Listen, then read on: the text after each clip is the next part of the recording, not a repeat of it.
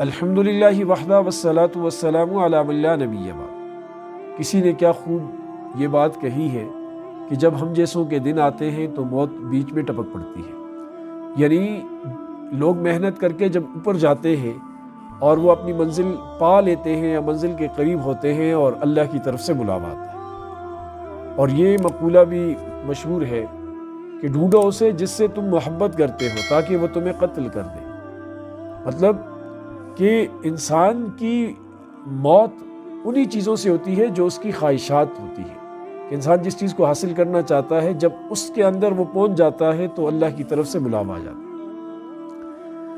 2-3 دن قبل پاکستان میں ایسا ہی واقعہ رونما ہوا۔ ایک ایسے نوجوان کی موت ہوئی جس نے تقریباً ہر ذی شعور شہری کو ہلا کر رکھ دیا۔ آج کل سوشل میڈیا پر بہت وائرل ہے۔ میں بات کر رہا ہوں بلال پاشا کی کہ کیسے وہ جیسے کہا گیا نا کہ ان کی مثال ایسے ہیرے کی طرح کہ جو برسوں نہ تراشیدہ رہا، اسے تراشا نہیں گیا، جب تراشا گیا اس کی چمک بڑی، قدر بڑی اور گر کر چٹ سے وہ ٹوٹ گیا۔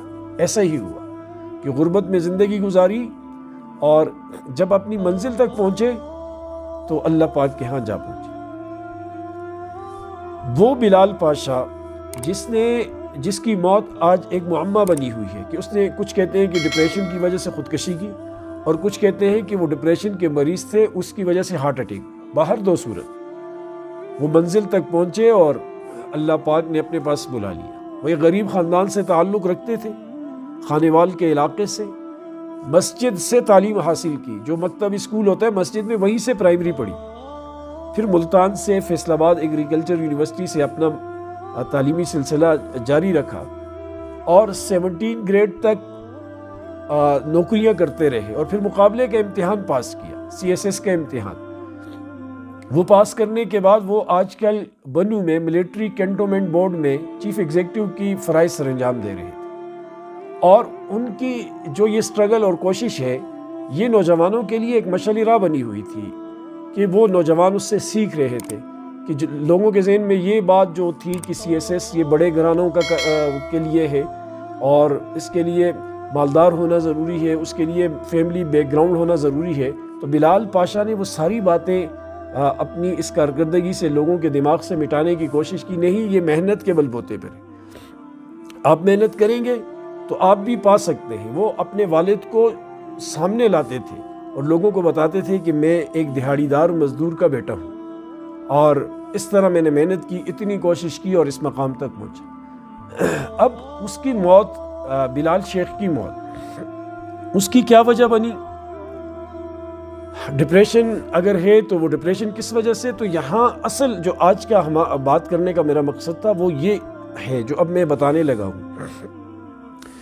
کہتے ہیں کہ اس کی شادی ہوئی تھی اور کچھ عرصہ قبل جدائی ہو گئی تھی اور شادی بھی کسی بڑے گھرانے سے کی تھی، اور جہاں ان کی شادی ہوئی تھی لوگ یہ کہتے ہیں، ذرائع یہ کہتے ہیں، وہ جہاں شادی ہوئی تھی وہ ان کے فیملی سسٹم سے ان کی وائف یعنی اس سے وہ متنفر تھی یا اس سے وہ ان کی بن نہ سکی، چونکہ ان کا تو پورا گھرانہ کزنز وزنز وغیرہ خاندان وہ تو کوئی رئیسانہ نہیں تھا اور وہ منہ میں سونے کا چمچ لے کر گویا کہ بڑی ہوئی تھی، اس لیے ان کے درمیان جدائی ہوئی اور اس کے بعد یہ ڈپریشن میں چلے گئے۔ اپنے والد کو جب انہوں نے فون کیا، ان کے والد کہتے ہیں مجھے کہنے لگے کہ ابا میں چھٹی لے کر آنا چاہتا ہوں تاکہ آ کر آپ کے پاس دل بھر کر سو سکوں، یعنی سکون حاصل کر سکوں، میری زندگی میں سکون نام کی چیز نہیں رہی۔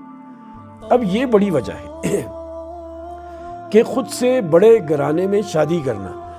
اسلام نے جو کفر کا مسئلہ رکھا ہے وہ اسی لیے رکھا ہے کہ لڑکی جو ہے وہ مرد سے خاندانی اعتبار سے برابر یا نیچے ہو، مالی اعتبار سے، ہر اعتبار سے۔